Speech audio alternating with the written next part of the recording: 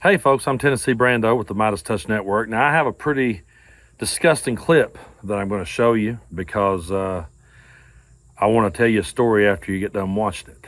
But white nationalist and MAGA Republican Nick Fuentes is fuming because Donald Trump has been held accountable. And he says he can't be because he's the king of America.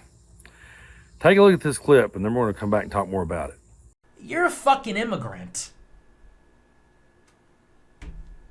We have a black immigrant, and she's appointed by Obama, another non-citizen, another non-naturalized non-citizen from Kenya, presiding over a case of a former president and a job creator and a billionaire and an all-around titan, admired man.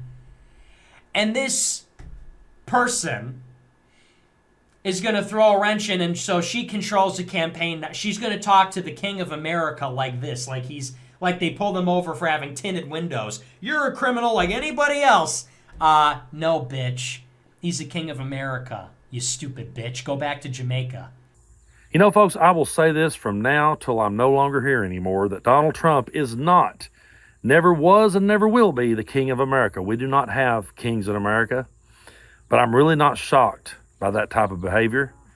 I'm really not shocked that there are people out there in this world that gets fired up and wants to hear a person like that talk.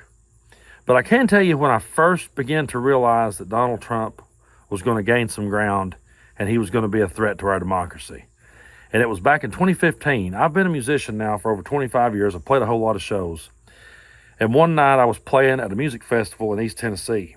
Now, earlier in the day at a separate event that wasn't affiliated with the event I was at, they had some sort of Southern Pride, Southern Heritage rally. And the reason they did that is because at that time, the 9 black people had been murdered in church. And people protested and wanted the Confederate flag, taken down in South Carolina from the state's grounds. When that flag came down, these good old boys orchestrated this protest. Well, when they got done with their protest, they came over to our music festival, some of them did. And I looked out in the crowd as I'm playing, and I start to see Confederate flags popping up. And I'm starting to get pretty disgusted by it because, like I've talked about before, that's something that people like me has had to work really hard to get away from. But in between bands, this DJ gets up and he's talking, and he looks out and he sees this crowd of people and he sees some of those flags popping up, and he starts saying, "Yeah, I like that Donald Trump, man. I think he's got some good ideas." And I noticed those good old boys, those flags, start pumping their fist and hollering. And I remember thinking, he's empowering that hatred. This guy is going to empower that kind of person. You see, Donald Trump is nothing like people around here. He's never worked a hard day in his life. He's never pulled himself up by his bootstraps. His dad gave him a small loan of $1 million. His dad bailed him out every time he ever got in trouble. Working people in this part of the world have never had that luxury.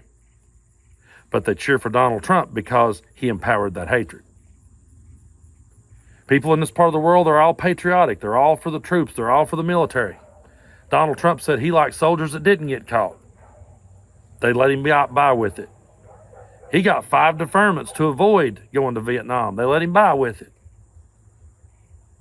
He called veterans losers and suckers. They let him by with it. He put bounties on American soldiers' heads, and they let him by with it. And every time they did, I would go back to that moment in that field when that DJ was talking to that crowd, and I saw them good old boys start pumping their fist. He gave a voice to that kind of person, and he gave a voice to the scumbag that I showed you at the start of this video, that thinks now they can say anything they want to, anywhere they want to say it, with no consequence. They have freedom of speech all day long. I know someone will chime in to say they have free speech. Absolutely. But there's also accountability that comes with your speech, and people like us needs to hold this accountable. I feel like a lot of progress had been made. I feel like we were starting to gain a little bit of ground before Donald Trump came along and just made everybody empowered, made everybody comfortable doing this.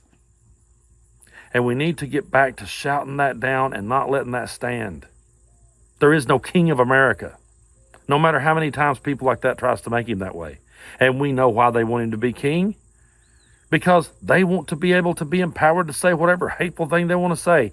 Well, you can go ahead and say it. You have the First Amendment right to, but you don't have a First Amendment right for the rest of us to call you for what you are. People like that are fired up. People like that are ready to vote. If that clip made you mad, if that clip pissed you off, if that clip got you disgusted, good, I hope so. I hope you will remember that people like that are fired up and ready to vote, and they want to make him king of America so they can say that kind of shit. That's why we have to unite, because democracy is on the line. Our vote is on the line. He can talk all day about trying to overturn elections. He tried to overturn the election. He tried to take our votes away from us. He tried to silence us and try to make himself king. And that's exactly what he will do if he ever gets to grace the door of the White House again. We have to stand together. We have to unite. We have to stand together against that kind of hatred. And we have to stand together united for democracy. Get back to having reasonable debates.